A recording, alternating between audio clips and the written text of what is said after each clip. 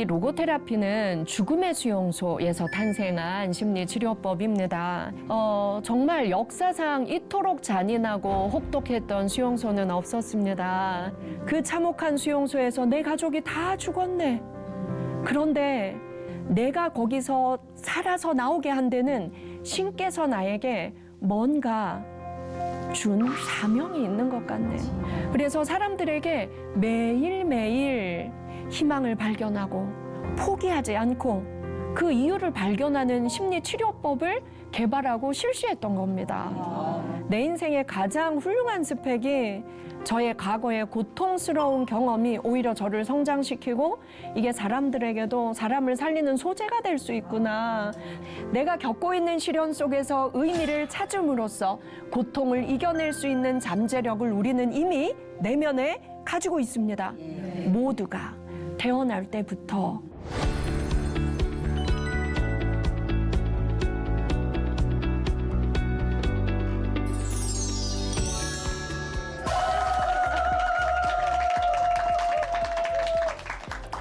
안녕하세요. 반갑습니다. 오늘 강의를 맡은 박상미입니다. 저는 심리상담가이자 힐링캠퍼스 더 공감이라는 교육기관에서 로고테라피, 의미치료를 전하고 있는 사람입니다. 저는 국제공인 로고테라피 치료자이기도 한데요.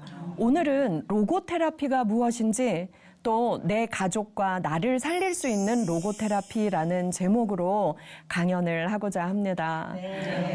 우리가 내 자녀에게, 내 가족에게 정말 사랑을 전하고 싶고 또 특히 자녀에게는 2대, 3대에 걸쳐서 행복하고 건강하게 또 꿈을 이루면서 살아갈 수 있도록 정말 좋은 정신적 자산을 물려주고 싶잖아요.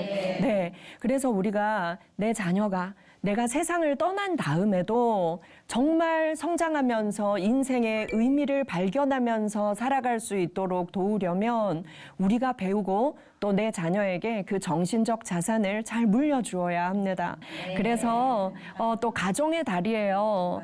이때 우리가 다른 것을 배우는 것도 중요하지만 어떻게 고통 속에서 의미를 발견하고 시련과 실패 속에서 희망을 발견할 수 있는지 그 정신적 힘을 오늘 우리가 먼저 한번 배워보도록 하겠습니다. 준비되셨나요? 아이, 좋습니다. 네. 저는 로고테라피 국제공인 치료자다라고 말씀을 드렸는데요. 로고테라피는 말 그대로 의미 치료입니다. 이 로고테라피는 죽음의 수용소에서 탄생한 심리치료법입니다. 여기 사진에 보이는 이분이 로고테라피를 창시한 빅터 플랭클 박사인데요. 정신과 의사이자 심리학자, 철학자였습니다. 옆에 사진들은 그 죽음의 수용소 아우슈비츠의 사진입니다. 정말 역사상 이토록 잔인하고 혹독했던 수용소는 없었습니다. 여기 보면 침대가 5층 침대예요. 저 사람들이 베고 잤던 저 벽에처럼 보이는 게 개밥 그릇 같은 밥그릇입니다. 그리고 우측에 있는 사진은 독일 게슈타포들이 전부 다 서 있고 그리고 유태인 여자들이 나체로 가스실에 끌려가고 있는 모습입니다. 그래서 빅터 플랭클 박사도 유태인이라는 이유로 아버지, 어머니, 본인 그리고 결혼한 지 한 달밖에 되지 않은 아내 그리고 형, 여동생 이렇게 모두가 죽음의 수용소로 끌려가게 됩니다. 그리고 아버지는 그 안에서 굶어 죽고 어머니는 가스실에서 사망하고 네, 형은 노역하다가 골병 들어 죽고 네. 그리고 신혼 때 같이 끌려간 내 아내 틸리는 베르벤 벨젠 수용소라는 가장 잔인하고 참혹한 수용소에서 사망했다라고 나중에 밝혀집니다. 나중에 3년 뒤에 플랭클 박사와 여동생만 살아서 나오게 되는데요. 그때 플랭클 박사는 가장 친한 친구를 찾아가서 통곡하면서 이렇게 말합니다. 내가 어떻게 살아가야 될지 모르겠네. 그 참혹한 수용소에서 내 가족이 다 죽었네. 그런데 내가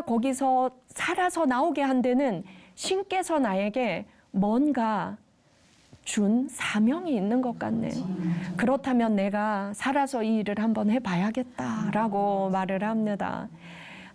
그리고 3년 동안 수용소에 있는 동안 이분이 그냥 가만히 계셨던 게 아니라 우리 살아서 나갑시다.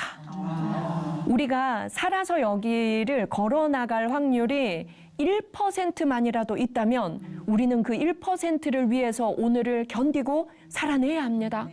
그래서 사람들에게 매일매일 희망을 발견하고 포기하지 않고 그 이유를 발견하는 심리치료법을 개발하고 실시했던 겁니다. 그래서 이 수용소에 있는 사람들이 매일매일 오늘 하루에 감사하고 오늘 하루의 의미를 발견하고 나는 살아서 나가야 돼. 살아서 나가서 나는 해야 될 일이 있어. 이걸 매일 발견하는 훈련을 실시했습니다. 이게 바로 로고테라피 의미치료입니다. 그래서 이 빅터 프랭클 박사가 그 안에서 매일매일 이걸 실행하면서 놀라운 걸 하나 발견했어요. 이 죽음의 수용소 안에도 매일매일 자살 사고가 일어납니다. 그 자살을 시도한 사람들의 공통점이 뭘까 봤더니 더 이상 내 인생에 희망이 없다, 의미가 없다, 이번 생은 끝났다. 이렇게 말하는 사람들은 아무리 젊고 건강해도 정말 아주 작은 장염에만 걸려도 사망에 이르기도 했고 자살 시도의 확률이 아주 높았다는 거예요. 그런데 정말 나이가 많고 면역력이 낮고 몸이 건강하지 않아도 3년 지난 후에 해방되는 날 걸어 나오는 사람들이 있었어요. 그들의 공통점이 뭔가 봤더니 나는 하나의 아버지입니다. 나는 하나의 어머니입니다. 그 아이에게 부모는 나밖에 없습니다. 반드시 살아나가서 내 아이를 키워야 합니다. 또는 저는 책을 쓰다가 끌려온 사람입니다. 그 책을 완성할 사람은 저밖에 없습니다. 그래서 살아서 나가야겠습니다.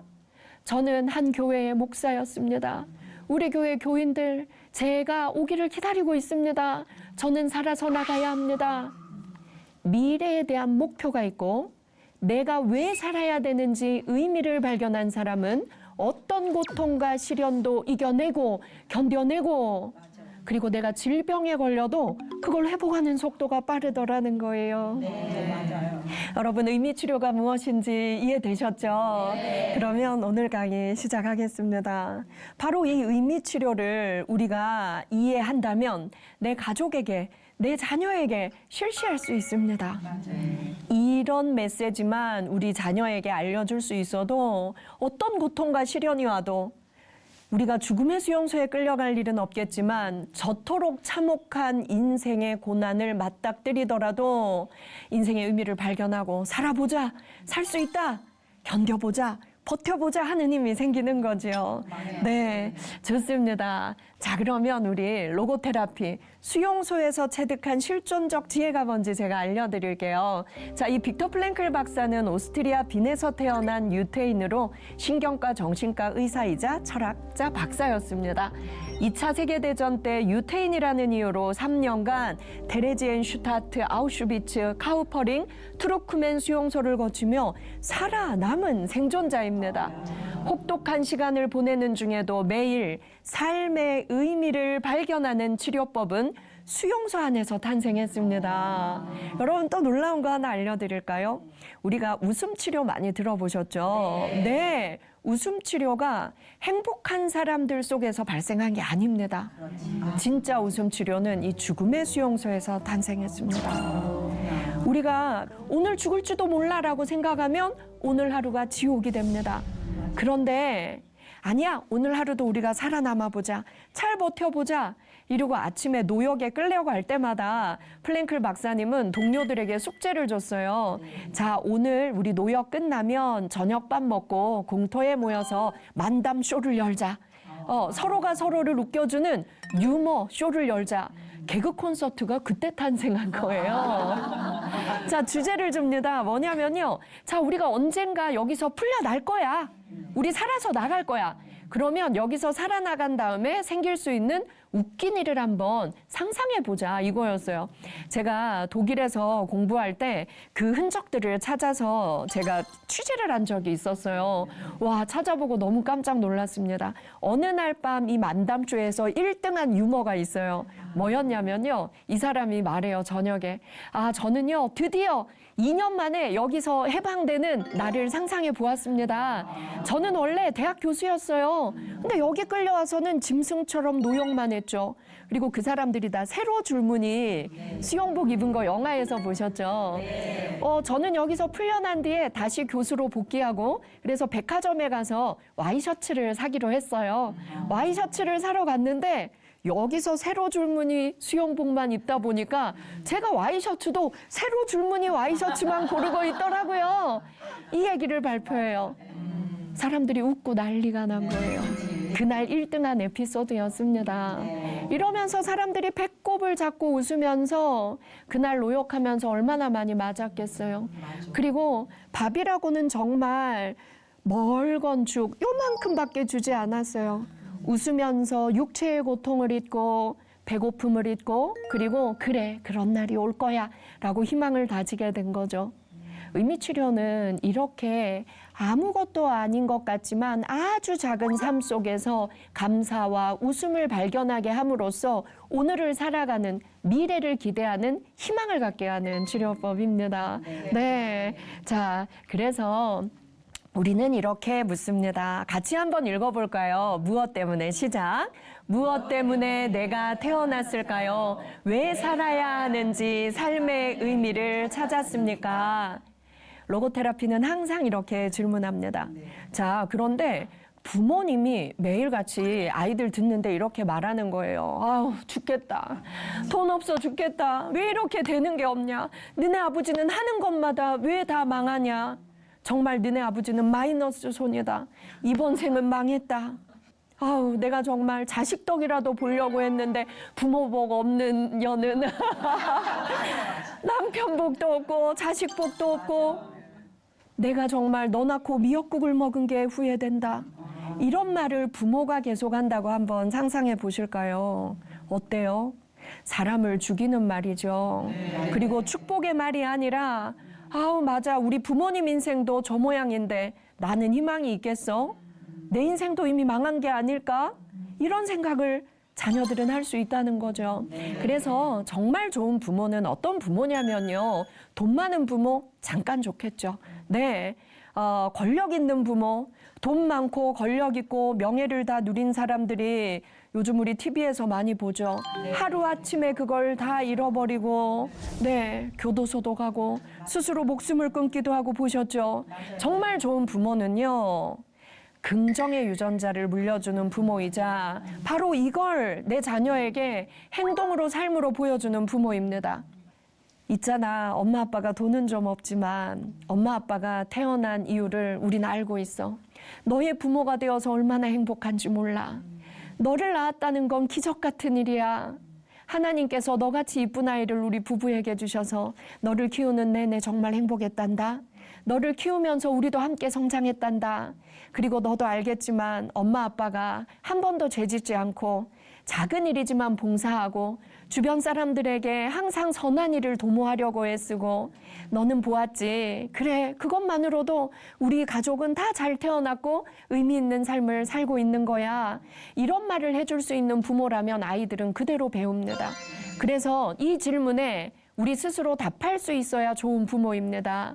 네, 왜 살아야 하는지 삶의 의미를 매일 발견하고자 노력하는 삶, 이 삶이 가장 의미 있고 중요한 삶이 아닐까 생각을 합니다. 절망 속에도 반드시 희망이 있고 모든 존재에는 거룩한 의미가 있다. 저는 사실 이 한 문장으로 끝나는 것 같아요. 절망 속에도 반드시 희망이 있고 여러분, 모든 사람은 사는 동안, 평생 동안 죽을 고비를 3번 넘긴다고 합니다. 우리 오늘 이 방송을 보고 계시는 모든 분들, 내가 살면서 죽을 고비를 몇 번 넘겼나 한번 생각해 보실까요? 누군가는 나 3번 넘겼어. 누군가는 나는 다행히 1번 넘겼어. 근데요, 죽을 고비를 넘겼다는 건 그 죽을 고비가 나를 죽이지 못했고 나는 그 죽을 고비를 참고 견디고 인내하고 살아남은 생존자라는 걸 보여주는 겁니다. 죽을 만큼 힘들었지만 우리 죽지 않았어요. 이거 얼마나 큰 축복인가요? 그리고 내가 돌이켜보면 99년 그 해에 죽을 고비였어. 정말 우리 가족이 너무 힘든 시기였어. 근데 살아보니 사라지네. 지나갔네. 그리고 그때 우리 진짜 전 재산 사기 당했어. 근데 돌이켜보니까 그때 진짜 비싼 수강료 내고 많이 배웠어. 그 뒤론 내가 사기 안 당할 자신 있거든. 그리고 그때 우리가 정말 돈은 잃었지만 오히려 우리 가족은 더 화합하고 단합하는 기회가 되었어. 고통 속에도 의미는 있더라. 이렇게 의미를 발견할 수 있는 거죠. 절망 속에도 반드시 희망이 있다가 로고테라피의 핵심입니다. 그리고 모든 존재에는 거룩한 의미가 있다. 자, 여러분, 정말 나에게 고통만 준 것 같지만 정말 나에게 상처를 많이 준 부모님 계실 수 있습니다. 하지만 돌이켜보면 그분들 덕분에 우리가 태어났고, 그리고 그분들은 지금보다 안 좋은 시대에 태어났기 때문에 우리처럼 좋은 강의 들을 기회가 없었고, 네, 좋은 책을 읽을 기회가 없었고, 네, 부모 교육이라는 좋은 컨텐츠들이 그때는 없었기 때문에 우리보다 배울 기회가 적으셨어요. 그래서 너무나 실수를 많이 하셨던 분들이죠. 그럼 우리는 나에게 상처 많이 줬던 부모님이라도 내가 그 부모님을 용서하고 이해하고 사랑할 수 있는 더 많이 배운 사람들로서 우리 부모님을 끌어안을 수 있고요. 또 그분들 덕분에 내가 태어났고 이쁜 우리 아이들 낳았다면 감사해야 될 일 아니겠습니까? 그렇죠? 네, 맞아요. 그래서 모든 존재에는 거룩한 의미가 있는 겁니다. 정말 미운 내 배우자 있다면 또 떠올려 주십시오. 그러나 그 배우자 덕분에 내가 얼마나 성숙했는지, 그 인간 덕분에 얼마나 성숙했는지, 그리고 정말 미운 시댁이나 처가가 있다면 또 떠올려 보죠. 그러나 그분들이 없다면 우리가 없었고, 우리가 없다면 내 자녀가 없었죠. 그리고 내 자녀가 정말 미울 때도 있습니다. 그러나 신께서는 모든 생명 하나하나를 정말 귀하게 이 세상에 꼭 필요하니까 너무나 거룩한 존재로 이 땅에 보내셨대요. 그렇다면 내가 함부로 미워하고 욕하고 내가 저걸 낳고 미역국을 먹었다니 이런 말을 할 수가 없는 겁니다. 신은 모든 존재가 너무 거룩하고 귀해서 직접 키우고 싶은데 모두를 옆에 가서 직접 케어할 수가 없으니까 엄마라는 존재를 만들어서 그 아이 옆에 짝지어 주셨대요. 네. 하나님께서 내 아이에게 가장 적합한 엄마는, 내 아이에게 가장 적합한 아빠는 나이기 때문에 짝지어 주셨대요. 그렇다면 이 거룩한 존재를 우리가 정말 귀하게 키워야 되지 않겠습니까? 네. 이렇게 생각하면 세상의 모든 존재는 거룩한 존재, 우리가 함부로 욕하고 미워하고 함부로 대접할 수 없는 존재다라는 걸 우리가 또 깨닫게 됩니다. 생명이 있는 모든 사람에겐 실현해야 할 의미와 사명이 반드시 주어져 있습니다. 우리 모두에게 주어져 있습니다. 나만이 이 땅에서 다 실행해야 될 사명을 가지고 태어난 거예요. 신께서 우리에게 생명을 주실 때 박상미, 상미야, 네가 살면서 너만이 이 땅에서 실현할 수 있는 사명을 내가 이미 너에게 줬단다. 그 사명을 발견하고 그 의미를 발견하고 사는 동안 다 발견하고 실현하고 천국으로 오너라. 네. 그래서 우리의 인생은 보물찾기와 같습니다. 초등학교 때를 떠올려 보면 소풍 가서 보물찾기 할 때 선생님이 보물이 없는데 있다라고 뻥치고 우리한테 찾아라 하지 않았어요. 어딘가에 반드시 있는데 누군가는 찾고 찾으면 어때요? 너무 기뻐요. 누군가는 못 찾아서 속상해요. 삶의 의미, 나에게 주어진 사명이 바로 이것입니다. 이미 다 나에게 주어져 있는데 평생에 걸쳐서 보물찾기처럼 발견해야 돼요. 네. 그래서 우리는 늘 눈 뜨는 오늘 아침 설레이는 마음으로 오늘 또 발견해야지. 오늘 발견하지 못한 건 내일 또 발견해야지. 죽기 전까지 많이 발견해야지. 나는 미래에 대한 기대로 살아가야 하는 것입니다. 이게 바로 내 인생의 의미 치료입니다. 네. 그래서요, 삶의 의미는 만드는 것이 아니라 발견하는 거다. 네. 태어날 때부터 존재하며 손상되지 않는다. 네. 우리 성경에도 나오는 단어인데요. 이게 바로 로고스입니다. 로고스예요. 태어날 때부터 주어져 있고 영원히 손상되지 않는 로고스입니다. 갑자기 가슴이 둥둥둥둥 뛰죠. 아직까지 많이 발견하지 못했다면 이게 또 희망입니다. 많이 남아있다는 거예요. 나는 많이 발견하지 못했어. 부정적인 뇌는 이렇게 말할 거예요. 근데 긍정적인 뇌는 나 조금밖에 발견 못했으니까 많이 남아있네. 죽는 날까지 보물찾기 하듯 발견해야지 라고 생각하면 되는 겁니다. 네. 그래서 로고스는 영원히 꺼지지 않는 내면의 밝은 빛이라고 합니다. 내가 겪고 있는 시련 속에서 의미를 찾음으로써 고통을 이겨낼 수 있는 잠재력을 우리는 이미 내면에 가지고 있습니다.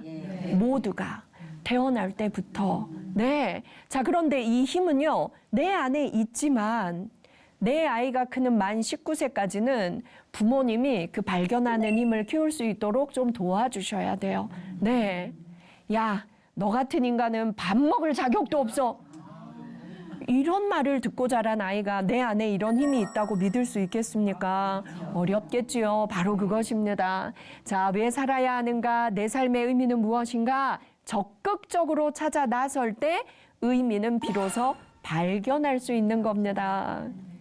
너는 너무 귀한 아이야. 그래서 엄마는 너를 바라볼 때마다 정말 다를까 봐 아까워. 하나님께서 너를 만드실 때 세상에서 가장 귀한 존재로 만드셨대. 그래서 내 눈에도 네가 가장 귀해 보여. 그래서 좋은 거 먹이고 싶고, 그래서 너를 잘 보호하고 잘 키우고 싶어. 그래서 엄마가 하는 말이 잔소리가 아니라 정말 너무 귀해서 잘 키우고 싶어서 하는 말이라는 걸 이해해주면 좋겠어. 이런 말을 듣고 자란 아이가 잘 크지 못할 수가 있겠습니까? 나는 귀한 아이야. 내 부모님이 보물을 바라보듯이 그 눈빛을 기억하고 있는 아이들은 내면에 이 힘이 계속 발견되고 클 수밖에 없는 겁니다. 네. 그러면 또 질문들 하세요. 만 19세 넘으면 어렵나요? 그렇지 않습니다. 최근에 뇌과학 논문들이 우리에게 희망을 줍니다. 우리의 뇌는 나이 든다고 늙는 것이 아니라 내가 노력하고 긍정적으로 생각하고 내가 뭔가를 발견하고 배우고자 노력하는 마음만 있다면 죽기 전날까지 뇌는 늙지 않는다. 네. 그래서 만 19세 이후부터는 나의 양육자가 누구예요? 나 자신입니다. 내가 나를 그렇게 키워주면 됩니다. 아무도 나에게 칭찬해주는 사람이 없다고요? 내가 나에게 하면 됩니다. 누가 나에게 예쁘다, 잘생겼다, 나이 들수록 해주지 않죠. 네. 내가 나에게 해주면 됩니다. 저는 오늘 아침에 로션을 바를 때도 그냥 바르지 않았습니다. 나이 들수록 인상이 더 좋아지고 있어.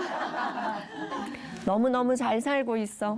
수고했어. 고생했어. 오늘도 정말 우리 활기차게 잘 살아보자. 제가 저에게 막 이렇게 말해줘요. 그럼 정말 기분이 좋습니다. 네. 그렇게 내가 나에게 칭찬하고 아침에 전철을 타면요. 저는 오늘 아침에 전철 탔을 때도 막 10,000원 전철에서 막 낑겨서 정말 내릴 수가 없었어요. 그런데도 사람들한테 웃으면서 자꾸 인사하고 싶은 거예요. 네. 내가 나를 칭찬하고 내가 나를 지지하는 사람은 처음 본 사람에게도 자꾸 인사하고 싶고 축복하고 싶어집니다. 네, 우리 그렇게 하자고요. 모든 생명에는 삶의 목적과 고귀한 의미가 있습니다. 내 인생에도 반드시 있습니다. 자, 고통의 의미를 발견함으로써 우리는 더 큰 성장을 할 수 있습니다. 행복의 의미를 발견함으로써 성장할 수 있죠. 근데 가장 큰 성장은 고통 속에서 의미를 발견할 때 더 큰 성장을 할 수 있는 겁니다.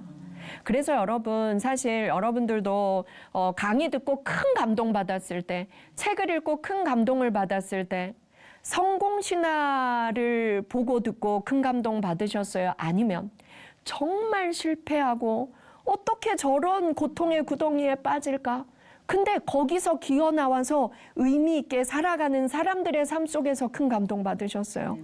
후자죠. 맞습니다. 저도 강의해 보면요, 뭐 사람들이 저의 프로필을 보고 뭐 저의 이제 뭐 지식적인 걸 듣고 감동받았다 하나도 못 봤어요. 그런데 제가 불치병을 앓았던 이야기, 또 이제 제가 자랄 때 저희 아버지가 폭삭 사업에 망해서 너무 큰 고통을 겪었던 이야기, 그리고 정말 학비가 없고 제가 대학교 4학년 때 옥탑방에 살 때 저희 아버지가 제대로 된 진료 한 번 못 받아보시고 암투병하다 돌아가셨어요. 그리고 이제 장례식이 끝나고 옥탑방으로 돌아왔더니 전기 끊김, 가스 끊김, 그리고 주인이 일주일 내에 나가라 이제 붙어 있더라고요. 그래서 그만 살아야겠다. 더 이상 나는 이 서울 땅에서 살 수가 없구나. 내 주머니에 2,000원밖에 없는데. 그래서 제가 그 옥탑방에서 죽기로 결심하고, 네, 그랬던 저인데 그때의 계기로 제가 심리학을 하게 되었고, 나처럼 인생을 포기하기로 결심한 청년들, 청소년들, 자살을 생각하는 그런 사람들에게 아니요, 우리 다시 살아봅시다. 그 고비만 넘겼더니 제가 이렇게 살아있고요. 예, 제가 이렇게 강의하는 사람 됐더라고요. 이 얘기를 하니까 뭐 제가 박사고 교수고 다 필요 없어요. 근데 그 옥탑방의 이야기만 하면 저도 한번 다시 살아볼게요. 이런 사람들이 막 모이더라고요. 그래서 우리를 가장 크게 성장시키는 것은 고통의 의미를 발견함으로써 우리는 더 큰 성장을 할 수가 있다. 그래서 저는 자살 예방의 날 제일 바빠요. 하루 종일 강의하러 다녀야 돼요. 그때 저를 살려내신 하나님께서는 너가 앞으로 살면서 수천 명, 수만 명 죽음을 꿈꾸는 사람 살려내는 간증을 하라. 그렇게 저를 사용하시더라고요. 그래서 그때 깨달았습니다. 내 인생의 가장 훌륭한 스펙이 제가 가장 숨기고 싶었던, 부끄러웠던 저의 과거의 고통스러운 경험이 오히려 저를 성장시키고 이게 사람들에게도 사람을 살리는 소재가 될 수 있구나. 네, 이게 바로 의미 치료입니다. 고통 속에서 의미를 발견하기. 그래서 저는 그때는 정말 신을 많이 원망했어요. 이제 고작 23살 된 애를 주머니에 2,000원 남기시고 아버지를 뺏어가고 이 서울 땅에 하룻밤 누워 잘 공간이 없게 만들고 어떻게 저한테 이럴 수가 있어요? 막 따졌어요. 근데 제가 그 고통의 의미를 발견하려고 했어 보니까 와, 이게 내 인생 가장 큰 스펙이구나. 그 고통이 없었다면 저는 이 길에 오지 않았을 인간입니다. 네, 여러분 이 방송 보시는 분들 내 삶에서 죽을 만큼 힘들었던, 내가 그때 죽을 수도 있었어. 그런 시련과 고통이 있었다면 오늘 종이 하나 꺼내세요. 그 고통 속에서 의미를 발견하는 작업을 한 번만 해보시기 바랍니다. 그렇다면 우리는 의미 없어 보이는 고통도 가치 있는 업적으로 바꿀 수 있는 겁니다. 네, 저도 44살까지는 제가 올해 이제 만 48세인데요. 제가 40대 중반까지만 해도 이걸 고백하지 못했어요. 너무 부끄러워서 숨겨야 돼. 네. 근데 제가 이 의미 치료하면서 고통 속에서 의미 발견하기를 해보니까 그때의 장면이 가장 먼저 떠오르고 그 고통 속에서 의미가 발견이 되더라고요. 그래서 우리 또 어버이날 다가오면 부모님께 무슨 선물할까 걱정되잖아요. 일기장을 선물하십시오. 네. 일기장을 선물하시고 어머니, 아버지 살면서 가장 힘들었던 시절 이야기 여기에 써주세요. 그리고 그 죽을 고비, 그 고통을 어떻게 견디셨나 써주세요. 이게 우리에게 너무나 큰 업적이자 유산입니다. 어떻게 우리 부모님이 고통의 터널을 지나오셨는지, 그리고 그 고생과 고통이 우리 부모님의 업적이라는 걸 돌아가신 뒤에도 기억하고 싶습니다. 그렇게 일기장을 선물하십시오. 어르신들이 얼마나 좋아하시나 몰라요. 그리고 본인의 한 많은 인생을 너무나 훌륭한 업적으로 남기기 시작하십니다. 네. 그래요. 자, 미래에 대한 믿음을 상실하면 우리는 죽을 수도 있습니다. 아까 죽음의 수용소에서 미래에 대한 희망을 상실한 사람들은 작은 병에 걸려도 금방 죽고 그리고 자살 시도자가 많았다 그랬죠. 그들은 과거의 상에 몰두하며 인생을 의미 없다고 말합니다. 미래에 대한 믿음을 상실한 사람은 삶의 의지도 상실한다는 것입니다. 자, 인간의 특권이 바로 정신적 자유입니다. 내 삶은 아무리 힘든 고통의 구렁텅이에 빠져 있을지라도 정신적인 힘은 발휘할 수 있다는 겁니다. 절망이 오히려 자살을 보류하더래요. 오히려. 네. 절망 속에서도 의미를 발견한다면 자살을 보류한다는 것입니다. 삶은 절망스러워도 영적인 생활은 더욱 심오해질 수 있다는 거예요. 정신적 자유가 넘치는 세계에 심취하는 정신적 능력을 우리는 가지고 있다는 겁니다. 체력이 약한 사람이 체력이 강한 사람보다 수용소 생활을 더 잘 견디는 역설적 상황은 충분히 가능합니다. 어떻게 가능하냐? 자, 노역하는 길이에요. 짐승처럼 매를 맞으며 걷는 모멸감의 현장입니다. 플랭클은요, 육체의 고통과 마음의 괴로움에서 벗어나고자 생각을 미래로 이동합니다. 지금 내가 정신과 의사인 거, 대학 교수인 거 아무 소용이 없어요. 지금은 여기에 끌려와서 짐승과 같은 생활을 하고 있어요. 매를 맞을 때 생각을 미래로 옮겼어요. 고통을 이길 수 있었고 상상은 현실이 되었습니다. 자, 뭐였냐면요. 어떻게 옮기냐면, 이 고통도 언젠가는 끝나. 참고 견디자. 나는 다시 오스트리아 빈대학교 교수로 돌아가게 될 거야. 우리 대학에서 가장 큰 강당에 내가 서 있어. 1000명의 학생이 내 앞에 앉아 있구나. 나는 이 수용소에서 어떻게 살아남았는지, 의미 치료가 어떤 건지 1000명에게 강의하고 있어. 곧 그날이 올 거야. 상상을 하니까 웃게 되더래요. 그리고 기도하게 되더래요. 제가 이 고통을 이기고 그날이 빨리 오게 해 주시옵소서. 근데요, 3년 뒤에 그게 그대로 현실이 됩니다. 1000명이 아니라 3000명을 앉혀놓고 강의하고 매일 비행기를 타고 전 세계를 다니면서 재개하는 이 강의를 사람들에게 전하게 된 거예요. 그래서 죽음의 위기에 놓인 사람들이 저도 한번 살아볼래요? 라고 고백하기 시작했습니다. 네. 자, 이런 의미 치료를 내 삶에 적용하기 시작하면 보는 게 달라집니다. 그래서 수용소 안에서 매일 이 의미 치료를 경험한 사람들이 놀라운 변화가 일어나기 시작했어요. 자, 새창살 밖으로 노을이 보이고 지는 해가 보이면 오늘도 풀려나지 못했어. 우리 여기서 죽을 건가 봐. 이러고 사람들이 울었었대요. 그런데 이 의미 치료를 계속 실시했더니 사람들이 새창살 밖으로 보이는 저 태양을 보면서 외치기 시작했어요. 얘들아, 저 석양을 봐. 세상이 이렇게 아름답다니.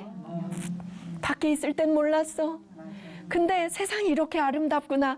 우리 오늘 또 하루를 견디고 살아냈어. 내일도 견뎌보자. 살아보자. 라고 말하기 시작한 거예요. 그래서 이 의미 치료는 당연했던 것들을 기적이라고 느끼게 하고요. 당연했던 것들 속에서 감격스러운 감사를 발견하게 합니다. 오늘 잘 버틴 나를 칭찬하게 만들고 내일을 기대하게 만드는 거죠. 여러분, 우리 지금 시간이 조금 갔는데요. 아직 1시간도 안 됐어요. 지금 마음이 어떠세요? 편해져요. 나도 오늘부터 삶의 의미를 발견해 봐야겠다는 생각이 드세요? 아유, 제가 강의 잘했네요. 좋습니다. 제가 아까 말씀드렸던 수용소 안에도 예술이 있고 유머가 있었다. 여러분, 수용소 안에서도요, 하루 종일 매 맞고 노역했어도 이제 수용소로 이제 복귀하고 나면 막사마다 어느 막사에서는 노래 공연이 열리고 어느 막사에서는 시 낭송 공연이 열리고 네. 그러면서 사람들은 그날의 고통을 잊기 위해 노력했대요. 그리고 어느 마당에서는 그 유머, 만담쇼, 개그 콘서트가 열리고 그러면서 또 내일을 기대하고 살아갔다는 겁니다. 그래서 여러분, 우리도 매일 고생한 나에게 웃음을 선물하고 기쁨을 선물하고 네. 가끔은 요즘은 무료 공연, 무료 강의 얼마나 많아요. 그런 거 보러 다니고 해야 되는 겁니다. 네, 가족이 함께 하세요. 네. 자, 여러분 여기에 나와 있는 저 예쁜 사람이 아내 틸리입니다. 네, 유대인들은 결혼할 때도 저렇게 까만 옷을 입고 하게 했대요. 둘이 결혼해서 아이를 임신한 적이 있었는데요. 강제 낙태당합니다. 네.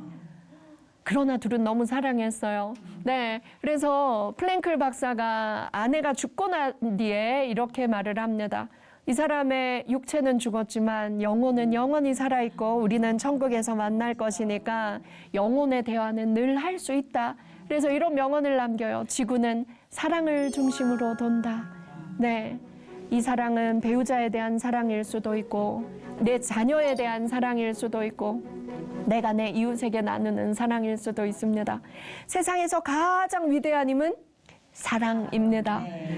상담하다 보면 가족의 죽음으로 인해서 큰 고통 겪으시는 분들, 또 가정의 달이다 할 때마다 더 외롭고 슬픔을 겪는 분들이 많으십니다.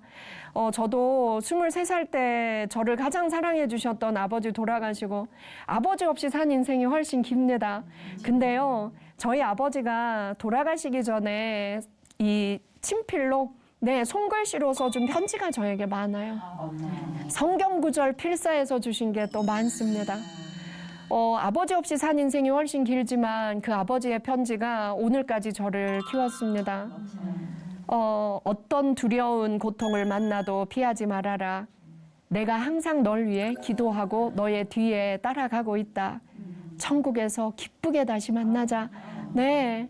저는 그 편지 덕분에 여기까지 온 것 같아요. 그래서 부모가 먼저 이 의미치료의 개념을 이해하고 매일매일 의미를 발견하는 삶, 그리고 그 의미를 기록해서 편지 써서 내 자녀들에게 선물로 줄 수 있다면 정말 좋은 유산을 내 자녀에게 물려주는 것이 아닐까 하는 생각이 듭니다. 네. 자, 여러분, 여기 너무 중요한 내용이 써 있습니다. 같이 읽어볼까요? 세상에 시련을 보상해줄 행복은 타인이 주지 않는다. 네.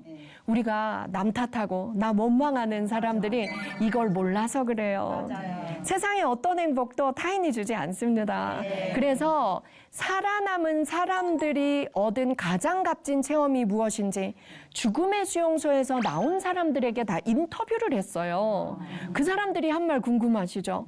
다 이렇게 말했어요. 같이 읽어요. 시작. 세상에서 신 외에는 아무것도 두려워할 필요가 없다. 고통스러운 시련도 시간이 지나면 잊혀진다. 네. 이 말이 얼마나 많은 사람들을 위로했나 모릅니다. 죽음의 수용소에서 3년 있는 내내 매일이 죽음의 고통이었겠죠. 하지만 신 외에는 두려워할 거 하나도 없더라. 그리고 살아보면 사라진다. 그리고 어떤 고통도 시간이 지나면 잊혀진다. 예. 그래서 정말 힘든 날이 올 때 아이들이 스스로 이 생각하기가 어려워요. 30대까지는요, 이 생각을 스스로 하기가 어렵대요. 그래서 부모님이 내가 살아보니까 이렇더라. 그래서 이 말을 꼭 기억해. 네, 내 자녀들에게 메모해서 알려주세요. 말로 하면 잊어버려요. 맞아. 저희 아버지는 이런 것들을 편지에 써주셨어요. 그러니까 제가 힘들어 죽을 것 같을 때마다 그 편지를 보면서 그래 한번 믿어보자. 믿어보자. 이 마음이 생기더라고요. 네. 자, 이 무대가 보이십니까? 네. 이 무대 멋지죠? 네. 관객석이 아주 또 많아 보이죠? 자, 우리 한 명 한 명은 모두 아주 고귀한 생명입니다. 우리 한 명 한 명 누구도 조연으로 태어난 사람이 없어요. 우린 모두 우주에서 가장 멋진 주인공으로 태어났어요. 신께서 우리를 그렇게 만드셨대요. 자, 항상 생각하십시오. 저 멋진 무대에 중앙에 누가 서 있어요? 내가 서 있어요. 내가 서 있어요. 이 관객석에는요, 내가 아는 모든 사람들, 내 가족이 앉아 있습니다. 또 미래에 올 내 가족도 미리 앉아 있어요. 내 며느리 사위, 내 며느리 사위, 그리고 앞으로 만날 내 손주, 손녀 미리 다 앉아 있다고 상상하세요. 자, 주인공인 내가 올라갔어요. 공연 시간 2시간 러닝 타임이에요. 어떻게 공연해야 될까요? 최선을 다해야죠. 그들의 기대에 부응해야죠. 이게 우리의 인생입니다. 한순간도 이 개념을 이해한다면 한순간도 그냥 오늘은 놀고 먹어. 이번 달은 그냥 누워서 뒹굴어. 이제 나이도 많은데 내가 뭘 할 수 있어. 오늘 강의 들으러 가자 이러면 그런 거 해서 뭐하니 그냥 난 잘래. 이럴 수가 없는 거예요. 불성실한 주인공에게 감동을 받아본 적이 있으십니까? 아니요. 강의 준비 안 하고 그냥 수다 떠는 강사에게 배운 적이 있으십니까? 아니요, 맞습니다. 이 무대를 항상 생각하시고 내 무대의 주인공은 나다. 객석에 있는 관중들을 기억해 주시기 바랍니다. 자, 여러분, 오늘 강의 마무리하겠습니다. 진짜 중요한 거 알려드릴게요. 그럼 삶의 의미 어떻게 찾아요? 라고 묻는 분들 계실 거예요. 3가지 알려드리겠습니다. 삶의 의미를 찾는 구체적인 방법 3가지. 첫 번째, 창조 가치입니다. 자, 여러분, 무엇인가를 창조하거나 어떤 일을 함으로써 창조 가치를 발견할 수 있습니다. 그 중에 1등이 뭔지 아세요? 육아입니다. 내가 한 생명을 낳아 키워본 적이 있다. 손 드세요. 좋습니다. 나는 2을 낳아 키워봤다. 손 드세요. 나는 무려 3을 낳아 키웠다. 오늘은 2까지예요. 우리 시청자분들 중에는 3명이요, 4명이요, 5명이요 계실 겁니다. 가장 위대한 창조 가치가 육아입니다. 신께서 생각할 때 가장 고귀한 생명을 가장 훌륭한 부모인 너에게 내가 보냈다.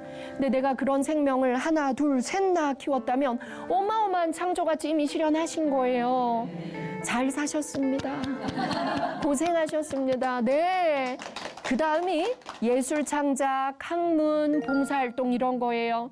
그래서 우리가 죽는 날까지 공부하세요. 네. 오늘 강의 듣고 계신 여러분 지금 학문 창조 가치 실현하신 겁니다. 네. 봉사활동 내 주변 사람들에게 작은 것 하나라도 나누세요. 위대한 창조 가치입니다. 그 다음이 체험 가치예요.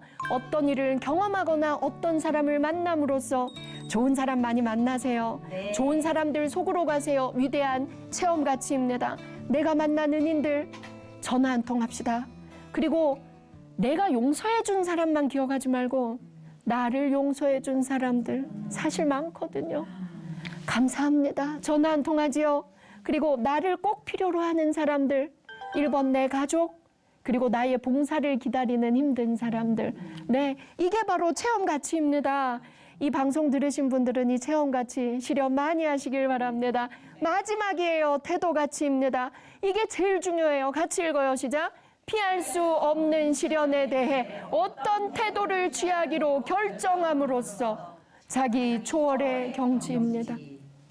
피할 수 있는 시련이라면 냉큼 피하세요. 바로 피하세요.